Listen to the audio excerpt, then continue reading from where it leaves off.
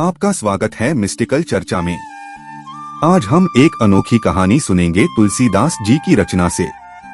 ये कहानी है हनुमान जी और बाली के युद्ध की। तो वीडियो को अंत तक देखिए और बताइएगा कि ये कहानी आपको कैसी लगी। तो शुरू करते हैं मिस्टिकल चर्चा।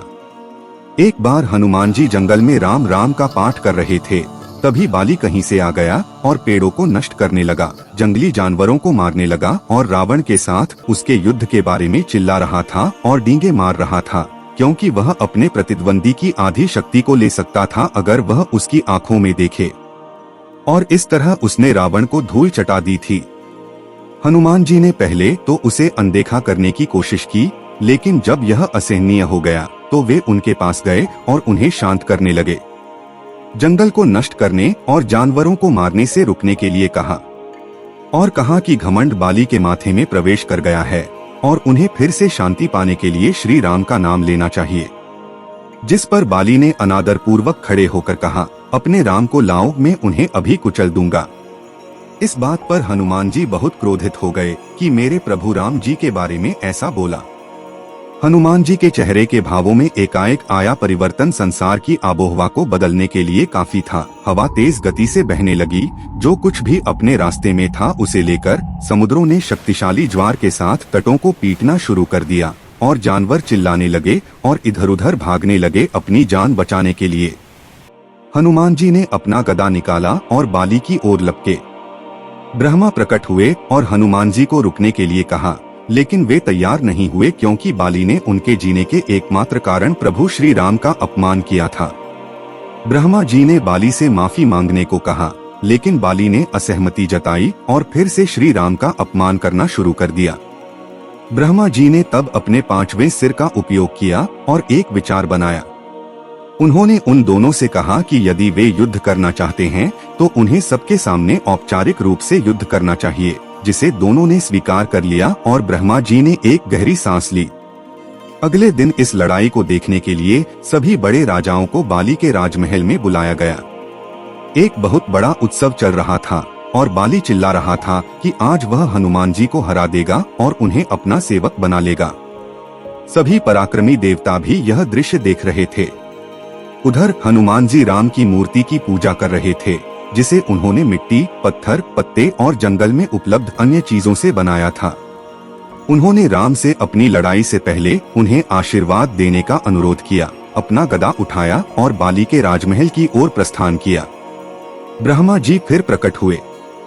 हनुमान जी ने उनके पैर छूकर कल के अपने व्यवहार के लिए क्षमा मांगी। ब्रह्मा ने हनुमान जी से कहा कि बाली मूर्ख है, लेकिन हनुमान जी का यह व्यवहार अप्रत्याशित था।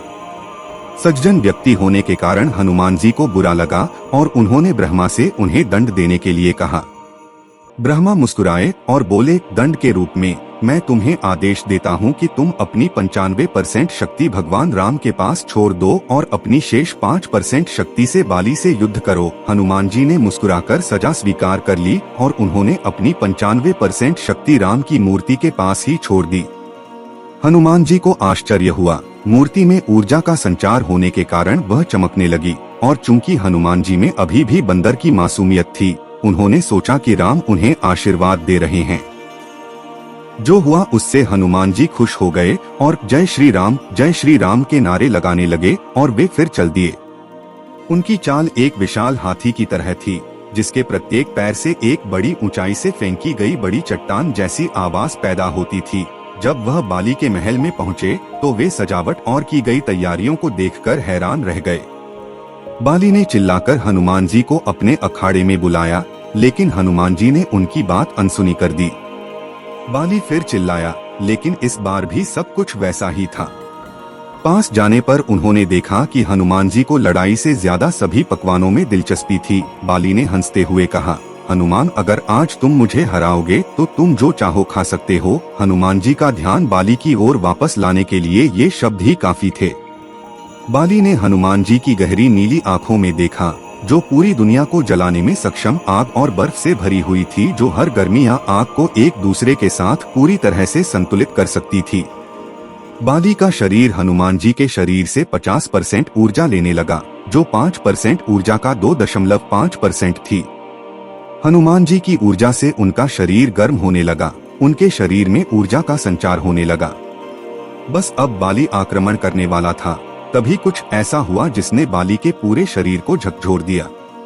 उसके दिल की धड़कन एकदम तेज हो गई, उसकी मांसपेशियां फूलने लगी, उसकी छाती बड़ी होने लगी, उसकी हड्डियां फैलने लगी, उसकी आंखों से खून निकलने लगा, जिसके परिणामस्वरूप उसे बहुत दर्द हो रहा था और वह जमीन पर गिर पड़ा।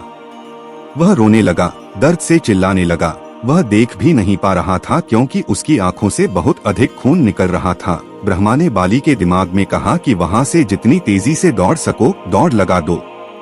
बाली अपने हालत की परवाह किए बिना बेतरतीब ढंग से दौड़ने लगा। वह पूंछ में आग लगाए हुए बंदर की तरह लग रहा था। पूरे 2 दिन चलने के बाद बाली निढाल हो गया। धीरे धीरे उसे होश आया और उसने जानना चाहा कि क्या हुआ। उसने ब्रह्मा से उनका मार्गदर्शन करने को कहा। ब्रह्मा ने उन्हें बताया कि बाली ने जो ऊर्जा अवशोषित की थी वह लड़ाई के दौरान हनुमान जी की 5% ऊर्जा का केवल 50% थी, क्योंकि उन्होंने उन्हें 95% ऊर्जा पीछे छोड़ने का आदेश दिया था। यदि वह उनकी पूरी ऊर्जा का 50% भी अवशोषित कर लेता तो बाली का शरीर बम की तरह फट जाता। ब्रह्मा ने बाली को हनुमान जी से युद्ध करने की चेतावनी दी और उस दिन से बाली फिर से हनुमान जी की आंखों में नहीं देख सका। तो कैसा लगा आपको ये वीडियो?